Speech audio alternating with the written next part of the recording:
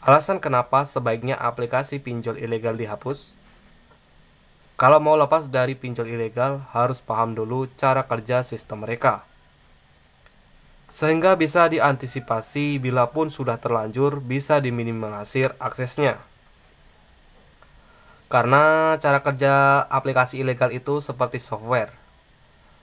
Software adalah software yang biasanya digunakan bantuan cybot atau tracking software untuk melihat data-data yang ada di dalam HP ataupun komputer dan mengirim data tersebut ke server atau tempat-tempat tertentu.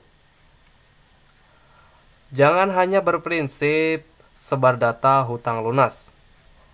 Please, jangan mau dihina atau dibobokkan dan dihibur dengan kata-kata tersebut. Sebar data lunas, karena cara kerja pinjol ilegal tidak sesederhana itu. Kalaupun akan galbay dan mau bayar lagi, silakan. Itu hak Anda sebagai debitur. Namun, lakukanlah beberapa cara terlebih dahulu karena pinjol tidak sesederhana yang kalian pikirkan.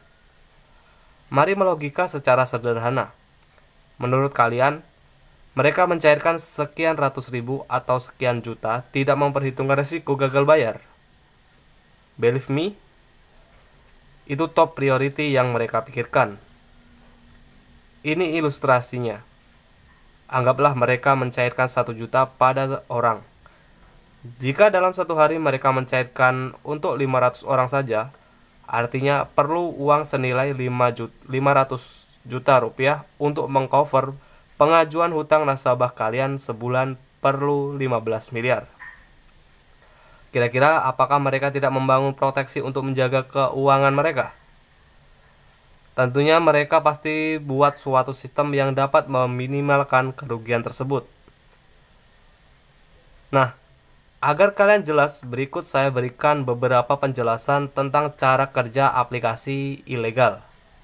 Yang pertama, cara kerja aplikasi pinjol khususnya yang ilegal adalah dengan meminta unlimited akses ke divisi HP user. Tujuannya agar mereka bisa mengoperasikan divisi user by remote jarak jauh. Yakin? Hanya kontak yang mereka lihat? Tidak. Dari mulai posisi pengguna mengaktifkan software divisi HP by remote, mengaktifkan kamera depan belakang by remote, melihat log telepon dan SMS, sampai dengan terus-menerus mengirimkan data yang ada di HP pengguna. Bahkan tak jarang mereka bisa mengakses penyimpanan di HP pengguna, dari mulai foto, musik, sampai dengan video yang user simpan divisi. Yang kedua, cara kerja aplikasi ilegal persis dengan cara kerja malware, salah satu virus yang beroperasi di sistem PC dan HP.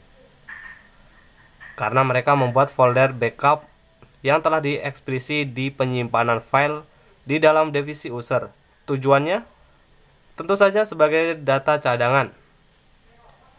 Setidaknya mereka masih memiliki cadangan data user di dalam divisi user.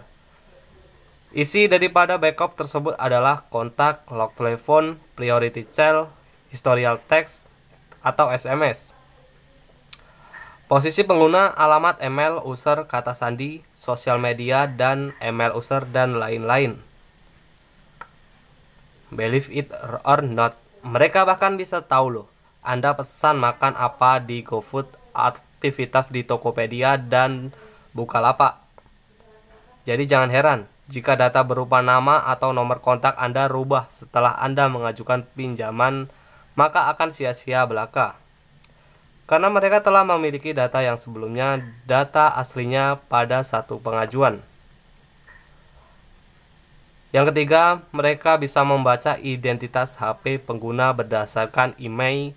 Dari informasi email, mereka bisa tahu HP apa yang sedang Anda gunakan. Karenanya, mereka pun sebetulnya tahu nomor baru yang nempel di HP. Kenapa?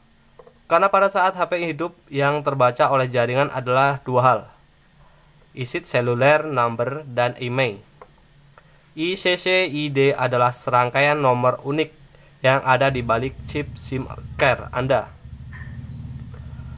Kalian ingin tahu seberapa jahatnya pinjaman online? Saya berikan salah satu contohnya. Beberapa waktu yang lalu ada member grup FB curhatan korban pinjaman online. Ia sangat depresi sekali, bahkan dalam teleponnya ia berulang kali sampaikan ingin bunuh diri. Penyebabnya, ia dikirimkan foto saat sedang ganti baju oleh DC. Kenapa bisa begini? Karena seperti yang tadi saya katakan, aplikasi bisa mengaktifkan fitur kamera tanpa pengetahuan pemiliknya. Nah, antisipasi apa yang sebaiknya Anda lakukan untuk setidaknya dapat meminimalkan akses mereka dan kembali mengamankan privasi Anda pasca Anda gagal bayar. Hapus semua pinjol ilegal. Karena itu adalah main door mereka dan backgroundnya adalah backup yang tersimpan di penyimpanan.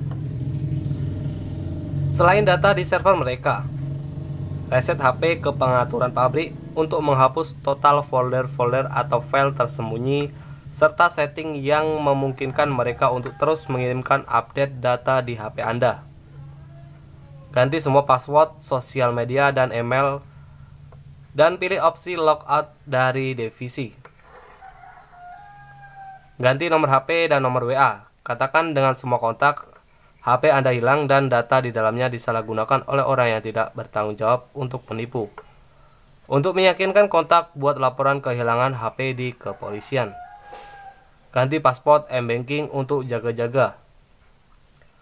Sudahi privasi Anda jauh lebih berharga daripada uang sejuta yang diberikan pinjol ilegal. Hanya karena hutang sejuta, kalian sebagai nasabah seolah ditelanjangi. Belum lagi besar kemungkinan data-data nasabah akan dijual karena dilunasi pun tidak menjadikan data kalian akan dihapus oleh sistem mereka. Ingat, data-data yang kalian berikan kepada pinjol lengkap dan sangat lengkap.